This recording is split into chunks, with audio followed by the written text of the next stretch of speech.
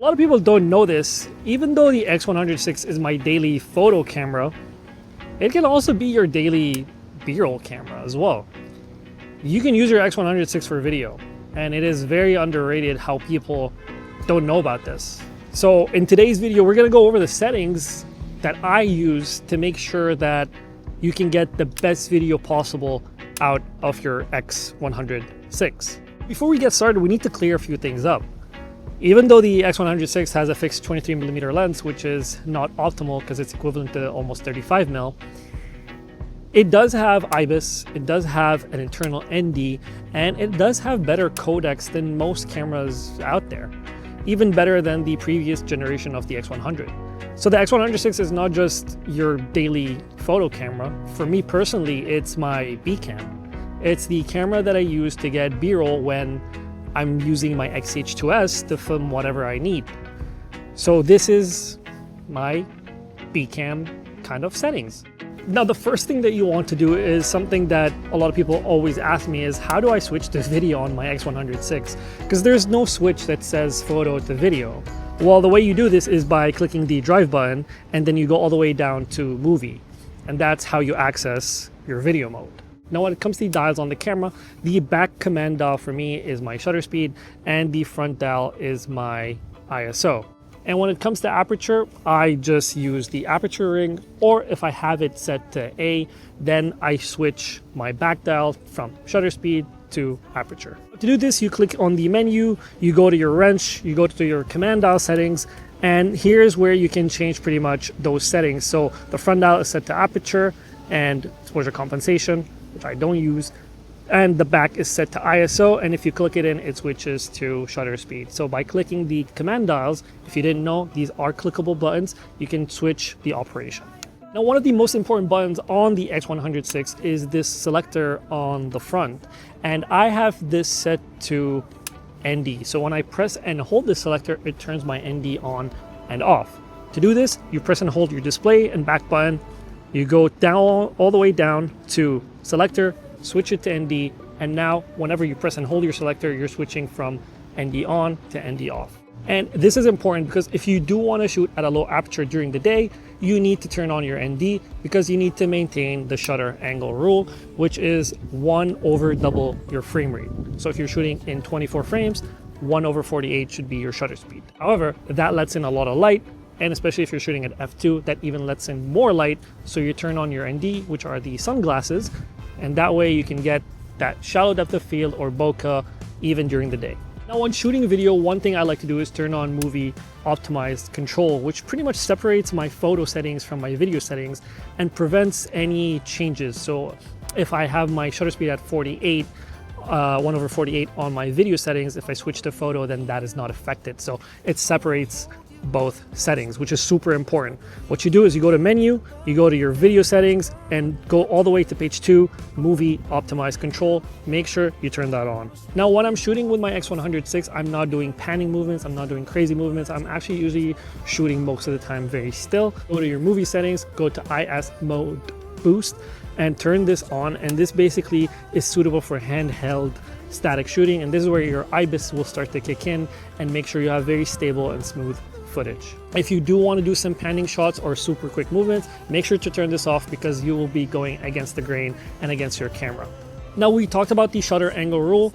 You need to make sure that your shutter speed is 1/4 double your frame rate. On the X100VI, I personally just shoot at 24 frames per second 99% of the time, so my shutter speed is 1/48. My aperture tends to switch between f2 and f4, just genuinely depending on how bright it is outside. So if it's this kind of light, I'm usually at f2. If it's a very bright sunny day, I'm usually at f4 during the day, and as time passes, my aperture just goes down. It does have a built-in ND, and make sure to turn that on during the day. I also tend to shoot at the base ISO of the X100VI, and depending on what kind of log you're shooting with, that will be different, but we will get to that in a bit. Now, when it comes to exposing your image, that really depends on you and how you see the scene fit. I usually tend to shoot properly exposed or a tiny bit overexposed, only underexposed when I want certain shots to look like silhouette-y, but it really depends on you. I tend to expose properly. You can figure that out by yourself later on. Now the next part is super important, which is the resolution and the codecs and which log format you want to shoot in. Now for me personally, I shoot at 6.2K 16:9 at 24 frames per second, but that is for some people overkill, and if you do not have the storage for that, you can always shoot in 4K HQ 16:9, which is pretty much 6.2K oversampling, and it looks just as good if you do want to save up some storage. I have no issues. I usually always shoot 6.2K and at 24 frames per second, so my shutter speed is always 1/48 based on the shutter angle rule. To get to that though, you click the menu button, you go to your movie settings, and it's called movie mode, and in movie mode you can pretty much see all the resolutions that you can shoot in. I go to 6.2K 16:9 24 frames. Now if you do want to shoot in slow motion, all you have to do is go to your video settings, you go to high speed recording, and you turn that on, and now you're shooting in slow motion. But I do believe you can only do up to full HD with the X100VI. The next thing is the media recording setting. Now to get to that, go to your menu again, movie mode, media recording setting, and over here you can save to your SD card or your HDMI. Obviously we're saving to our SD card. And what I usually shoot in is H.265 422 10-bit, and the highest pretty much bitrate, which is 200 megabits per second. Now, that is not a lot compared, for example, to the X-H2S, which does up to 720. But for the X100VI, the maximum is 200 megabits per second, and 422 10-bit is what I shoot in to get the best colors and depth. Now, speaking of colors and depth, I shoot in f-log2, which gives me 14 stops of dynamic range if I'm not mistaken, but you can also shoot at regular f-log, and this is where it will be up to you, because with f-log2 the base ISO is 1000, and with f-log, if I'm not mistaken, the base ISO can go all the way down to 500. So think of it this way: if you're shooting on a very bright and sunny day and you want to shoot in the lowest aperture possible, and you're already at f2, but you know you're still struggling, you still have so much light, and even with the internal ND on, you can switch from f-log2 to f-log, and that way you can drop your ISO from 1000 to 500, letting less light in, and meaning you can get a better exposed image. However, if you are at darker times just like this, f-log2 does the job. I personally shoot f-log2 99% of the time, and I just change my aperture from f2 to f4 or f5.6 depending on what I need. But f-log2, in my personal opinion, which is the newest f-log, just better to use and better to shoot with. But again, it's all situational, and you won't see much of a difference on the X100VI. When it comes to the audio settings when shooting video, I kind of don't care. This is my B camera, my B-roll camera, so I don't really care for audio. I just leave everything at 0. Especially because the mics here are not 3.5mm jack, but they are, I think, 2.5mm. But if you do have 2.5mm, my recommendation when it comes to Fujifilm cameras is to be shooting at -25 decibels. Let's talk autofocus. The autofocus switches are actually on the side of the camera, and I personally either shoot in single autofocus if I am shooting a specific scene and I'm not moving.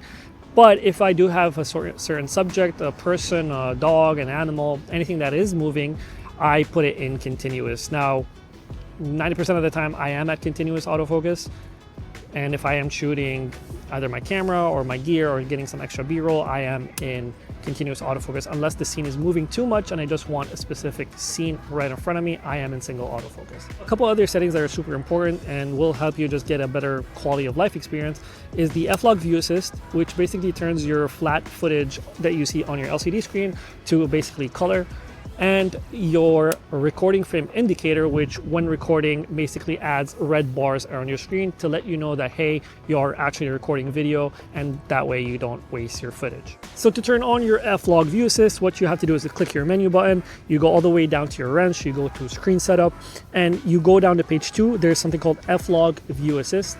Turn that on, and now you can pretty much see the world in color. And when it comes to the recording frame indicator, go back up to your video settings, go to the 3rd page, and you will see rec frame indicator. Make sure to turn that on, and now when you're recording, you have red bars surrounding your screen, letting you know that you're actually recording. Now, if you do want to turn on your grid, which is your rule of thirds, all you have to do is go to your menu, go to your wrench, go to your screen setup, and if you go to page 2, there is your framing guideline. Make sure that it is grid 9, and to turn that on, all you have to do is go to your third page, display custom settings, one step to the right, EVF LCD, and this is where you can turn things on and off. Framing guideline is the first thing. Make sure to turn that on, and now you have your guides. Once you have all these settings set up, you can pretty much use your X100VI as a B camera, where you can get extra B-roll, you can get some footage that you can't get if you're using your main camera for something else. So the X100VI is a very capable video camera that I have personally used many times, especially on this channel. So this is how you can get the best video settings from your X100VI. But if you do have any questions, make sure to leave them down in the comments and I will get back to you as soon as I can with an answer. Thank you guys so much for watching, and I will see you guys in the next one.